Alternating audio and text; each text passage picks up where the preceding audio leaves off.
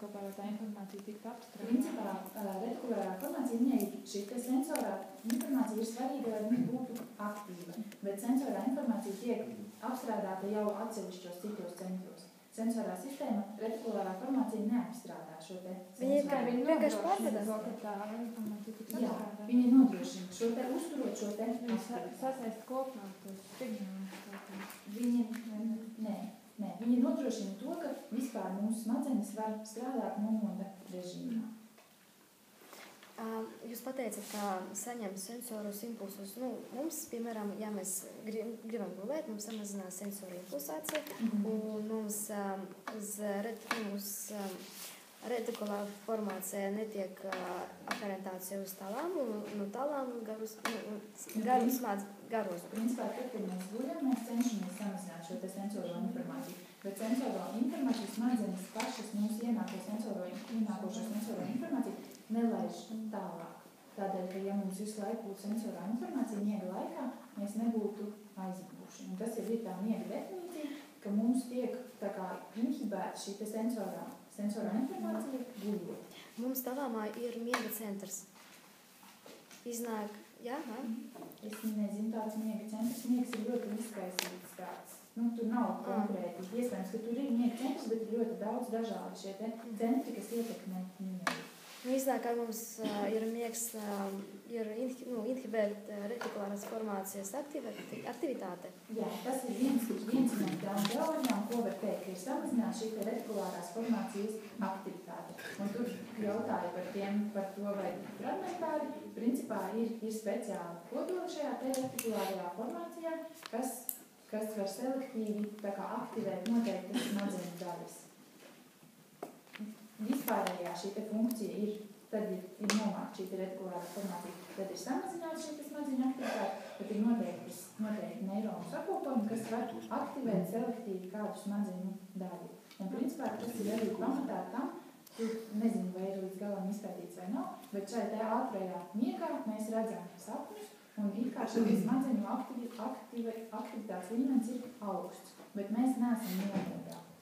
Un līdz ar to mums daži šo reģionu ir aktivēti, bet mums nav pilnīgs aktivitātes līmenis, kā tad, kad mēs esam nomodā.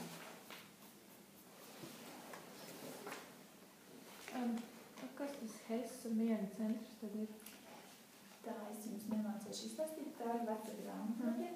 Pasakītos mani, kas tas ir? Tas teikums cilvēkam esot nomodā garos kavē Hessa miega centra hipotalāma ventromediālā kodola darbība. Tur ir jāapskatās, principā ir šie daudzie kodoli, kas var izsaukt šo te miegu. Nemiegu gaitomā ir smalkāk aprakstīts. Nevaru komentēt to, kas tur ir rakstīts, bet arī ar vecām grāmatām iespējams, ka ir tāds miega centrs, bet viņš nav vienīgais, kas ietekmē. Tāpēc viss ir rakstīts, nav izpētīts.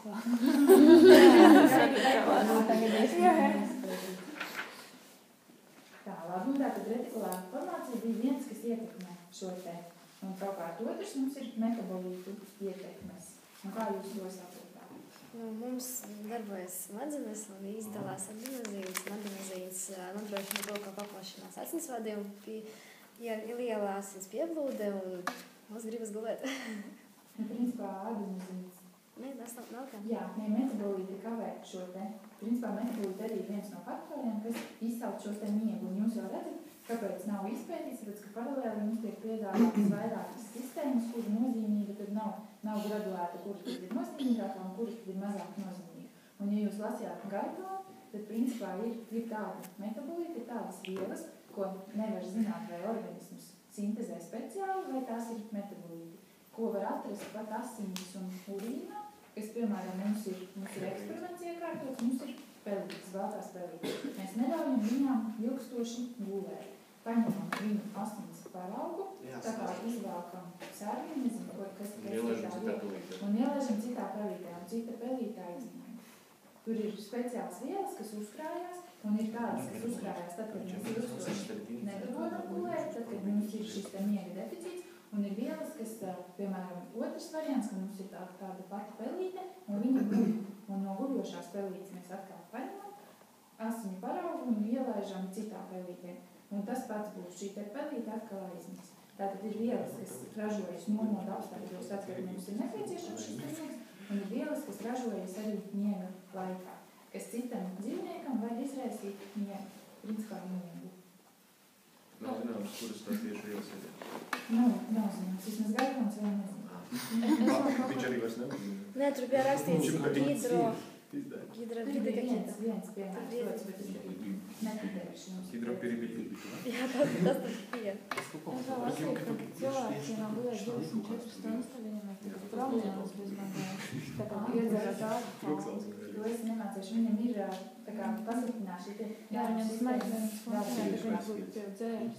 Jā, un pats darbākais īstenībā tad, ja mēs negribam ļoti ilgi, tad var sākties arī psihozi. Tad cilvēks var palikt traks, ja tā var teikt, uzvesties neadekvāti. Tieši tādēļ, ka mums notiek šī atjaunošanās procesi, kas notiek miega vājā.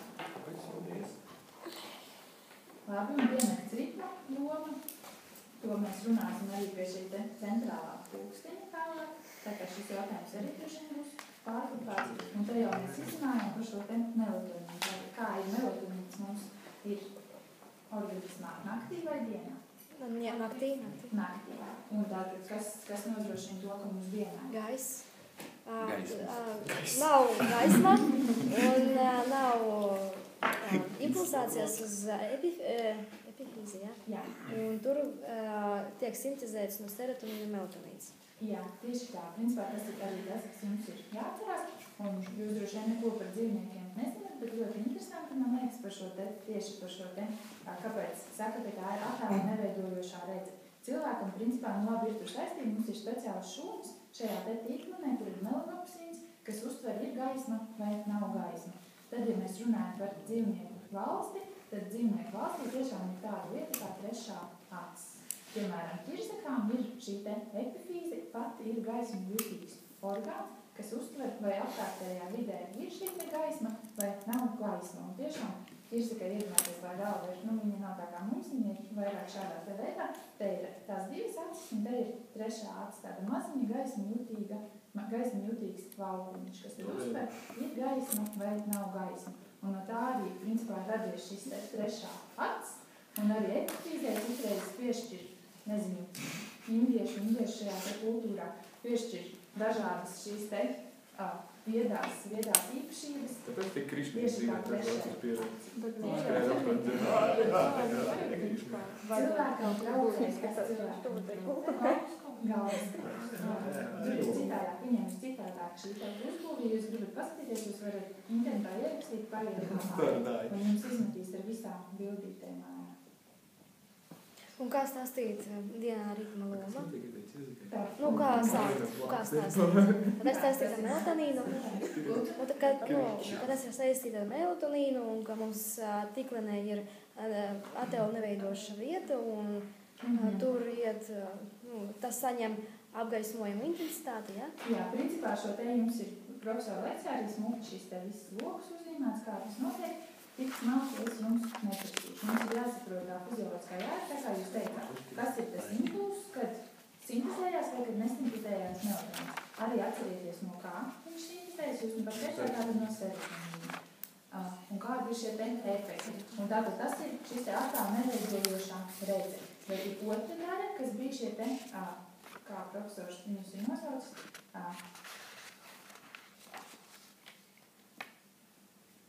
šīs te genoma negatīvas atgriezeniskās sēdes mehānismu, lomu, šūnas, funkciju, intensitātes, fluktuācijas izdarāšanas. Tie ir gēni. Vai ne? Atcerieties, profesors noteikti stāstīt.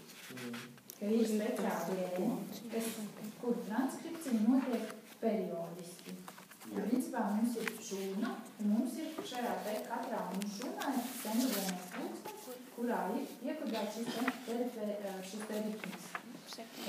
Ir noteikti gēni, kas transkribējas, pēc tam, tad, kad šī te proteīna translācija ir notikusi, tad proteīni inhibē to tālāku transkripciju. Tad atkal šie te proteīni tiek vai aizvākti projām vai degradēti, un atkal aktivējas šis te gēnis.